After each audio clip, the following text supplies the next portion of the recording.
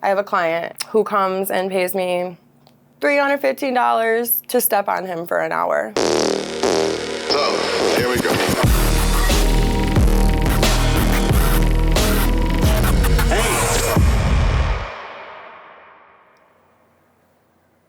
So my name is Liz. I am a 32-year-old sex worker based out of the city of Toledo, Ohio. I have been involved in the lifestyle since I was 17, on and off. And I don't know, I'm proud of it now. I don't know where I was going with that, but yeah. I remember like always being like overly sexual down to like when I was a toddler, and unlike a lot of people, I don't have any like memories of molestation or anything like that. And I've been in therapy, and so I want to get that out right now, because I think that while a lot of sex workers have had trauma, not all of us have been molested, and that's a stigma that a lot of people carry about that. I've just always been very sexual ever since I can remember. And I had my first daughter at 17 and instantly wanted my independence. The fastest way to do that, having not even graduated high school, was prostitution. I was approached by a friend when I asked her to borrow some money with the opportunity. Shortly thereafter, met my first pimp, and I mean, the rest is history. Like, yeah. So my first pimp was a woman, and we were really close. Actually, she was cool. Like, there's such a negative connotation with that word, but like I still to this day have no harsh feelings against her, even knowing like she knew I was 17. She was like manipulating me psychologically, but shit, she was giving me what I needed, like what I felt I needed at that time. So there was that, but then she went to prison for a parole violation. And that's when I met a pimp. Like, shit got scary at that point. I think I prostituted like and had things cool for maybe 3 months. I was working and money was coming in. And then once she was gone, like it was like my safety was gone. Whew, jeez, y'all, my bad, I'm rambling. I haven't talked about this in a minute. There's a lot of juicy, like you're saying you want juicy, like it started 3 months in. But I was like, I got stung by state police and they like let me go. Even before that, I was working by myself when she first got violated. And I got ran in by the state police, and like they took me in, and I was like, I'm working by myself, and they just were like, you could tell they were looking for something bigger, so they just let me go. And it scared the fuck out of me for like 3 months. I stopped and went home with my mom. I was a stupid fucking teenager. I was a stupid teenager, so I stopped and went home.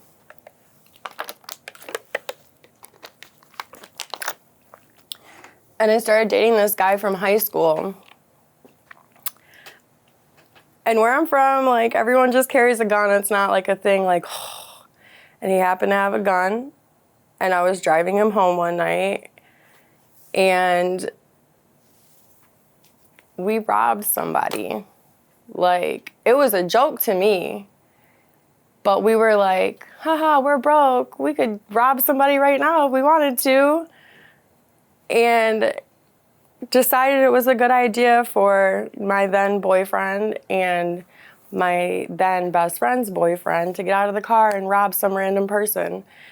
And I was so just naive and dumb to what we were doing, to the gravity of what we were doing, that I went into a gas station across the street from where they got out of the car to rob someone. And I'm laughing about this, not because gun violence is funny, just because the pure idiocy of the three of us in this moment. Because I went in a gas station and bought an apple juice, and I came out and there were police everywhere, like within 5 minutes. And he was arrested at the scene and me and my other friend were not. So then it was like, oh shit, I better go back to doing this so I can get him some money for an attorney, because his mom was calling me saying it was my fault and all this shit. My life is nuts. So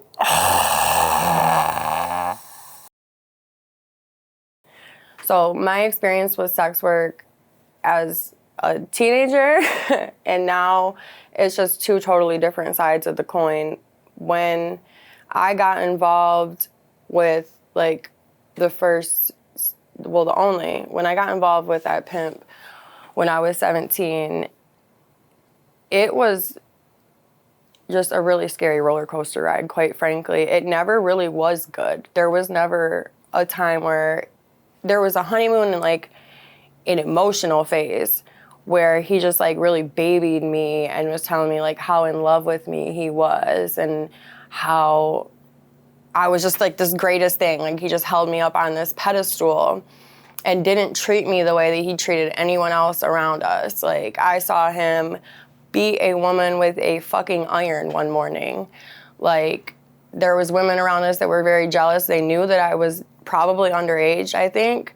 So they were like coming at him, and I woke up one morning with a woman standing over us and then proceeded to watch him beat her with an iron.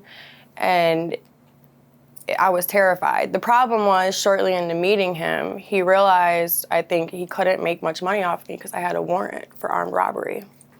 So they were like simultaneously trying to hide me.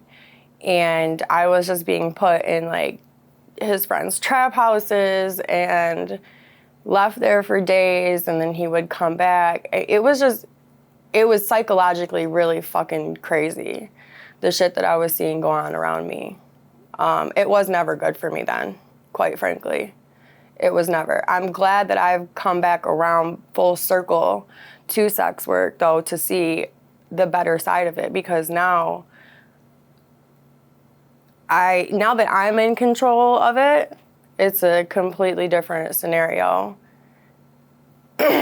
So how much were you making when you were working for him? And let's transition to how much you get.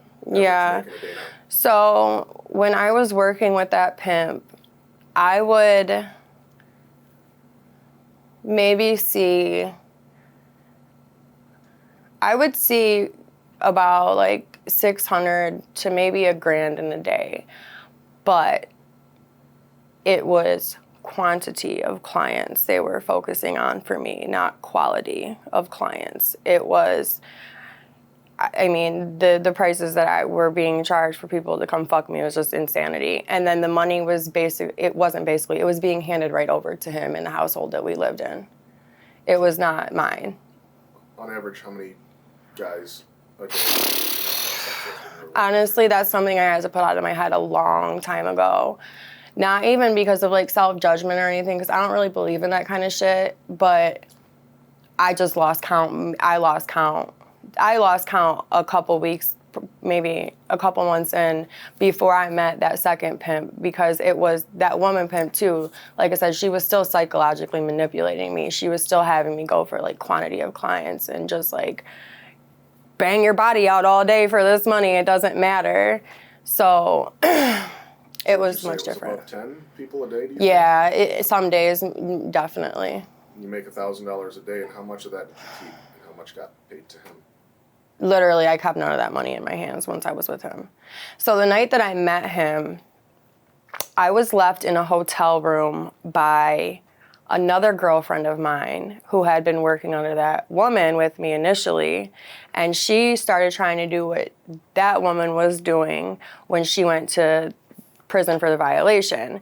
But she left me in a hotel room with my 6-month-old baby and my best friend and no way to go get formula or diapers one night. And another girl that was with us called the guy who then became the second pimp, and all that shit was going on. And he was there and was like, oh, I'll take you to get this stuff, and took me, and I left my friend and my baby at the room, because there was always 2 rooms. Like I never would work out of the same room that my child and my friend were in or whatever.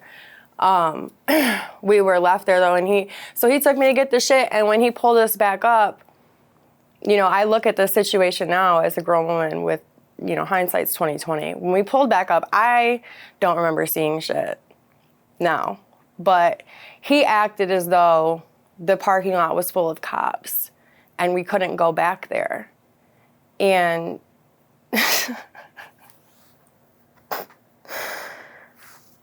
hindsight is 2020. He acted like the parking lot was full of cops when we pulled back up and said we had to go back to his house with him. And then that's just where we were at. Like, there was no leaving from that point. I was convinced to bring my best friend and my baby there too, and I was then working under him. So he tricked you to get out of that situation and come be in a trap situation Yeah. at his place where Yeah. you get more control. Yeah. Yeah. So let's transition into you being independent now. When did that happen? And let's talk about that whole process. Yeah. Of how you treat this serious and your rates and how you have more freedom to see less people and all that good stuff. Yeah. And the clientele. I think talking about Yeah. the clientele is very, very important. Definitely. So now that I am in control of myself and working for myself, first of all, I got back into the sex industry at the beginning of the pandemic. I packed my fucking car up and left Flint, Michigan and drove to Texas to do porn with a friend. And that was a process because before that, I was not really even comfortable with myself sexually anymore. So I had to teach myself to get comfortable on camera. I had to teach my body to be comfortable with sex again, honestly, because I was still holding a lot of trauma from that stuff when I was a teenager. So initially I was just doing the online work. And then I was trying to work regular jobs, but I have a couple different mental health diagnoses that I think really make that difficult for me sometimes. And I just kept getting these jobs and quitting, and I was not able to make my rent. I had eviction notices. I had no fucking car. Like, I have these 2 kids I can't take care of financially. So a friend of mine showed me some current websites to work off of because it had been, over a decade. When I was working when I was 17, I was using Craigslist, and I knew people used Backpage and Arrows, but that was it. That was the extent of my knowledge. So a friend introduced me to a couple sites to work off of, and initially it was hard to get back into because of my bad experiences, but I pushed myself, and I made sure that I kept in my head that I have the power over, like, the whole reason that I'm doing this, so I can have the power over what I do. So constantly, like, reminding myself I can see who I want to see. And I had to turn down a lot of clientele initially. I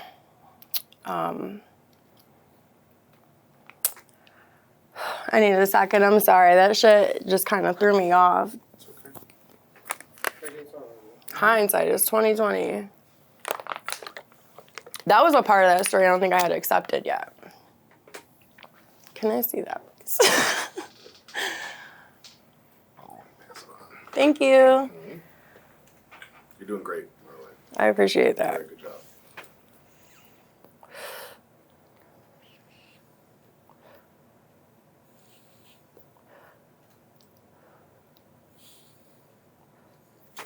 All right.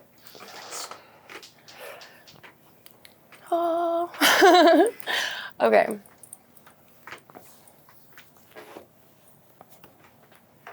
Is that okay? Yeah. Okay. So now with my clientele compared to before, I was like being pushed to just kind of see whoever called my phone.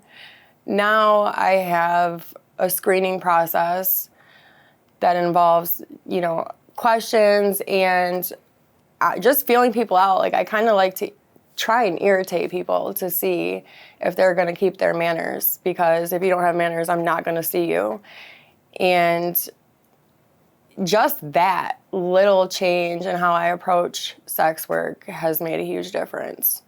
I see lawyers, I see investment. Oh, sorry, I'm thinking about this one guy, and it's funny to me. What's funny about that one guy? There's a man whose face is all over billboards, you know. And tell us a little bit about. Well, he wants to see me so bad, and he just it's funny to me that people will like put themselves out there sometimes, like, why would you tell me that's who you are? And like, why would you tell me that? Like, I'm not looking to scam anyone, but this business is full of it, so. But no, I enjoy my work now because in a funny way, I can tell that seeing me is therapy for some people. People have a lot of shame regarding their sexuality and can't get past this barrier of intimacy with their partners a lot, and when they come and see me, that's just not there. So I can tell it's a release.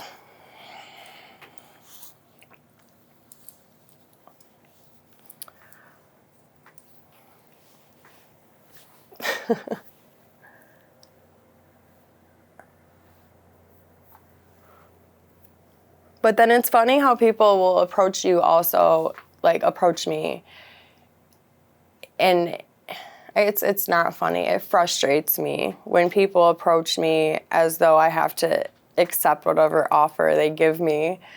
Like, I'll have people text my phone all the time, like, $100. I got $100 for you. Like, okay, that's great. I'm not seeing you.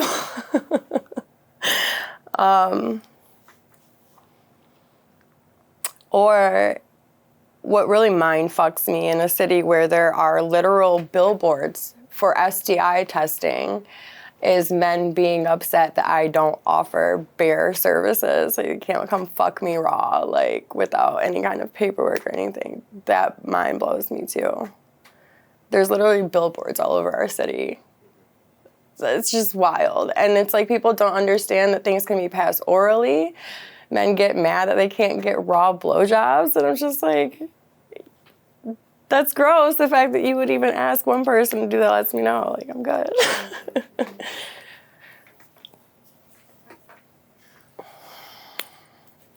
I don't know. I really just, I pride the Lizzie Nicole brand, because that is what I am ultimately doing, is building a brand. I just, even though it's sex work, I still pride myself on like things like integrity and honesty to a point with my clients, you know, with still keeping those personal boundaries intact.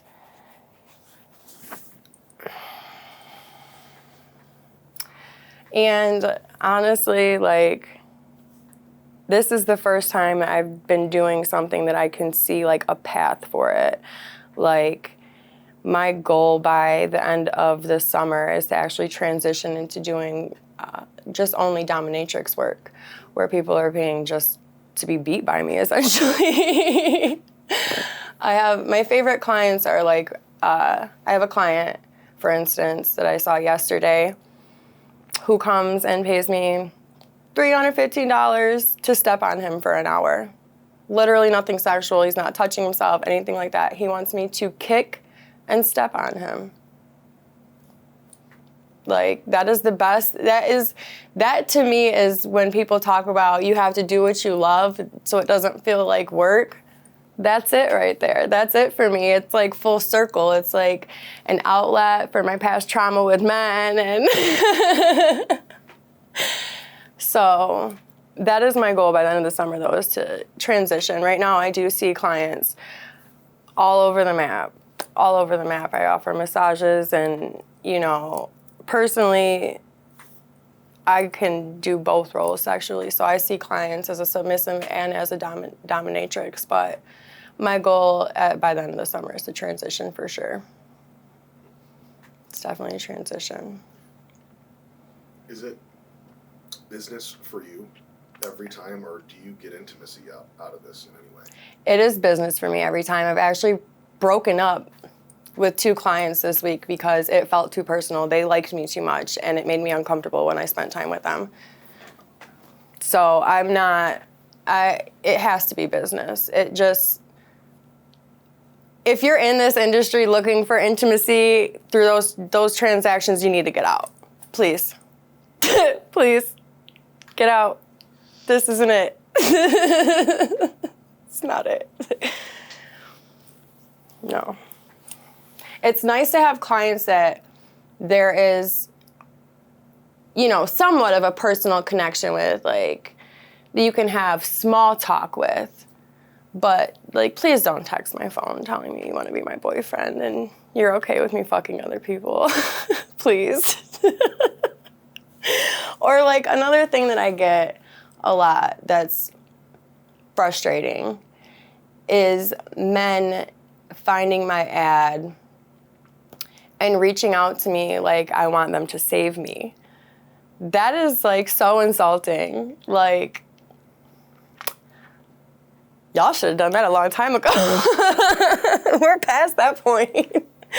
But no, like, come on now.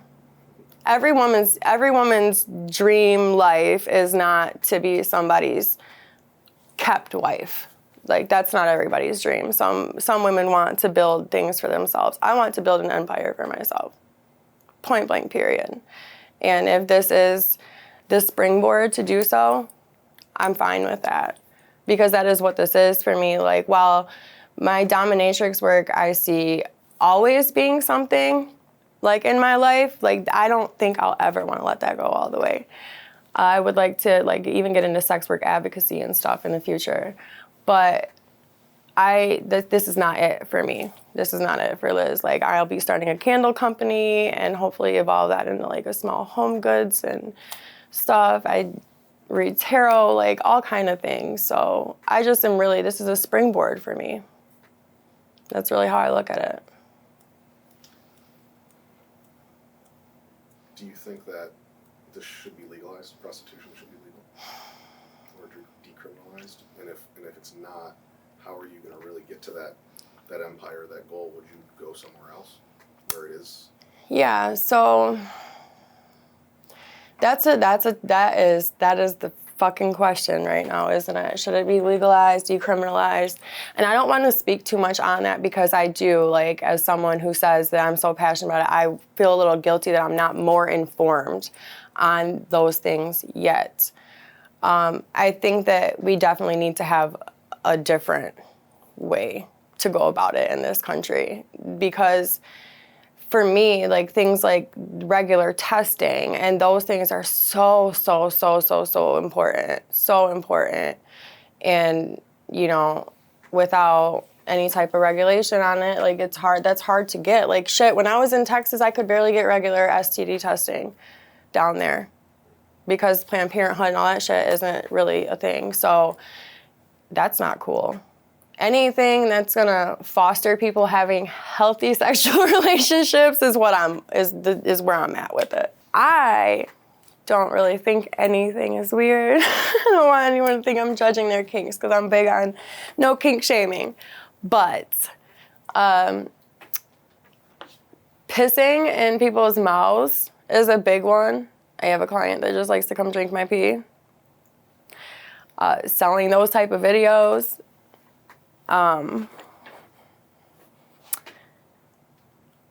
Dominating men in general, it's clearly a sexual experience if I'm penetrating a man with a strap on, but it's not for me.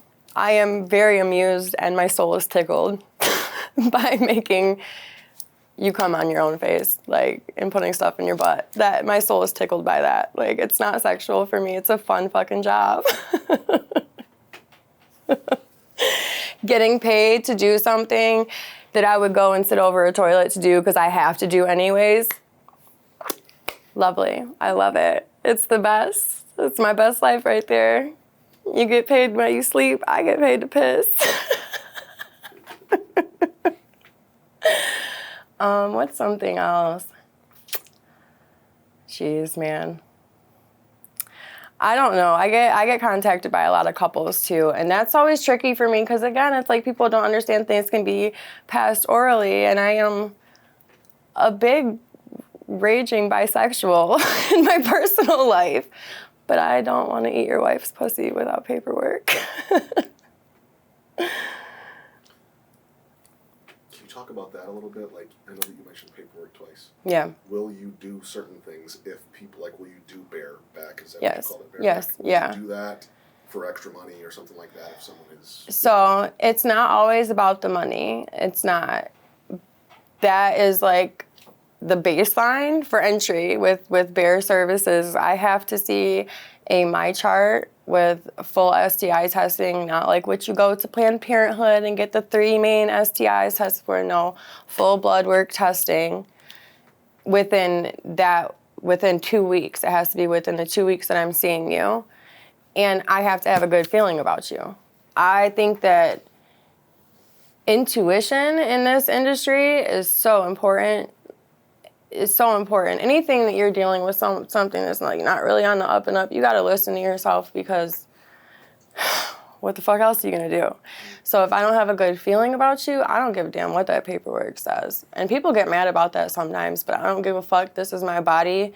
And once again, I'm doing this to have control over my own life, so I'm not just going to let anyone do anything.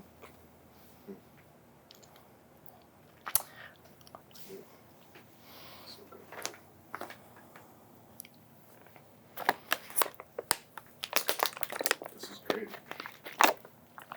You reminded me to talk about, the porn. The porn stuff. Because that's another thing. So, like, transitioning fully, the only bookings I'll be taking will be dominatrix bookings, but I'll still, in the background, be doing porn until my bank account's satisfied. I like doing video and stuff because ever since I was little, I wanted to do acting, and like I tell my friends, it's a low barrier to entry. You don't have to have a bunch of acting classes to do porn, but it still like exercises those creative urges and stuff. And you know, when I first started, I would get really frustrated because I would like put all this work into stuff, like a video, for instance, and not make the money I wanted to make off it right away. And then I learned just you get out of the porn industry, like the OnlyFans, all that stuff, you get out of it what you put into it. And that is really anything in life, but like when you deal with that online stuff, the longer, if I take a day, I know right now if I took a day and uploaded all the media I have and marketed it how I'm supposed to be, I probably wouldn't have to see clients anymore because I have enough of it built up at this point. I just, right now, because my financial needs focus more on seeing clients because it's a bigger, faster payoff. But I still love the online. I still love doing porn. It's great. I focus mostly on solo content, but I am starting to do more partner content. It's just, that process has been frustrating because men, I think, with it blowing up so much, like OnlyFans and everything over the past few years, they've been like, oh, this is a way for me to get easy pussy. I'll say I'm a creator too. And like, bitch, I've been doing this 3 years. Like, I'm not fucking around. Like, no, you're not a creator. Like, stop it. And that's something you gotta watch out for. Like, if you're just gonna start off in this, like, don't do the collabs. Like, you can make as much money as you want just on your own. Be selective about that shit, for real. Because anyone and everyone is a creator all of a sudden if it's a pretty girl that has an OnlyFans. What I gotta do to be your co-star? No. No.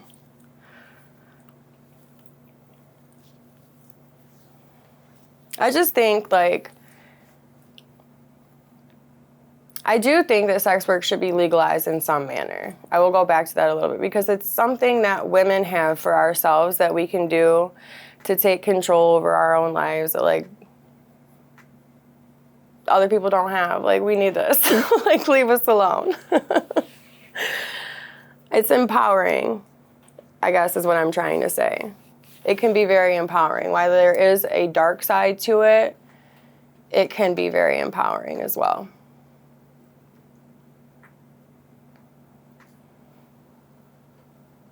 Is there anything, whether it was porn or from a client of yours, that they've asked, like, have you ever been scared in a situation, or something that you just absolutely would not do? Yeah, I've had a client lie and say that my ad said I offered bear services and tried to make me give him his money back. And you know what? I'm glad that got brought up, because he tried to get his money back from me and tell me, oh, I have kids, I have to pay for their lunches. Like, first of all, bitch, you were gonna spend it anyways. Like, but you're okay giving your kids' school money away if you're getting your dick sucked bare? Oh, okay. So he tried to get his money back from me because I just refused. Like, I don't give a fuck. And he wouldn't leave when I wouldn't give it back to him. And that was a situation where I had my friend with me. And I was so happy I did, because I was able to call his phone. And as soon as the guy saw that I was calling someone, was like, fuck it, I'll leave. But I was so happy that I had someone outside. And I don't always work like that, because I don't have a pimp, is what people would call that. And I think that that's kind of fucked. Like, guys have an issue a lot of times. Like, a lot of the first question guys will ask is, do you drive yourself? And I get that they're also uncomfortable in the situation, but, like, let's be real here. Who's taking the risk, okay? Like, no. And if you tell them that, you know, you have a driver, you have security, it automatically is assumed that you have a pimp, and then they might not want to see you. And I just don't think that's right. Like, I'm not advocating for that, because I don't really like that word because of my past. But there is a need for security in this business sometimes, really all the time. And it shouldn't be such a negative connotation. Like, men are needed in this industry as well, for real. Because I needed someone there that night. That guy wouldn't have left. He would have made me give him his fucking money back, or I don't know what.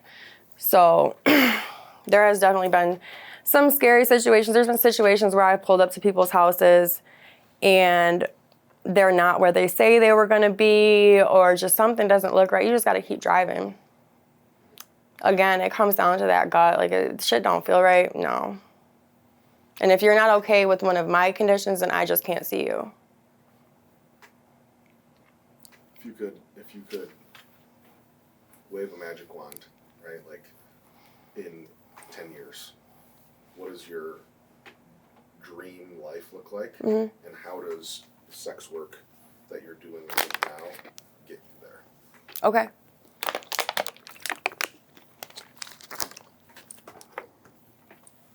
So if I could wave a magic wand and it'd be 10 years later and it's just my dream, best, rich life, that, for me, it would look like being a recognized adult film actress. I would have started a modeling agency to help other women brand themselves and get their stuff going. And I will be working in sex work advocacy in some arena. And I will have my dominatrix practice. That will be it. I will have a ranch house. I will have several pieces of real estate. Like, just different sources of income, different businesses, just an entrepreneur, an accomplished entrepreneur. And I want to do speaking engagements about my past and be a published author. Don't forget that part. Nice. That was a good ending.